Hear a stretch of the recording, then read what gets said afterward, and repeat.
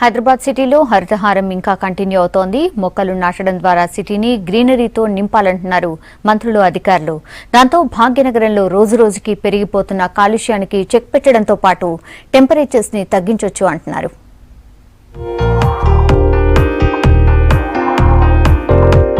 ప్రతి ఇంటికి 10 మొక్కలు నాటాలన్నారు deputy CM Mahmood Ali. Secunderabad botanical gardens boats club లో యువజన సర్వీసుల శాఖ ఆధ్వర్యంలో హరితహారం జరిగింది. ఇందులో డిప్యూటీ సీఎం తో పాటు మంత్రులు తలసాని శ్రీనివాస్ యాదవ్, పద్మారావు పాల్గొని మొక్కలు నాటారు.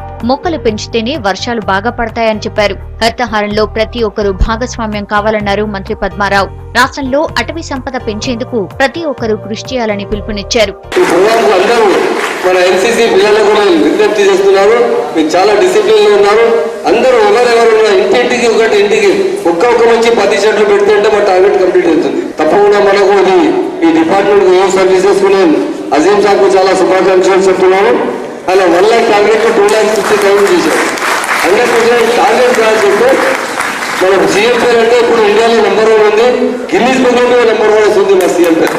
మొక్కలు నాటడం కాదు, వాటి సంరక్షణ కూడా చేపడతాలని చెప్పి మా అజీం గారికి, అలాగే యూత్ సర్వీసెస్ ఉంది ప్రభుత్వం తరఫున 1 లక్ష మొక్కలు నాటే కార్యక్రమానికి వాళ్ళకి టార్గెట్ ఇవ్వడం జరిగింది.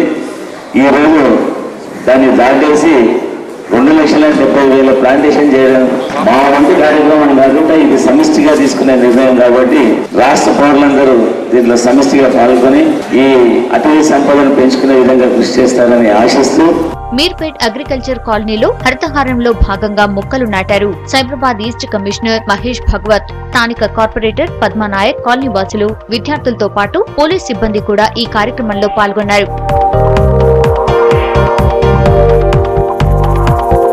నాచారంలో హరితహారంలో భాగంగా బదిరిల పాఠశాలలో స్థానిక కార్పొరేటర్ మొక్కలు నాటారు.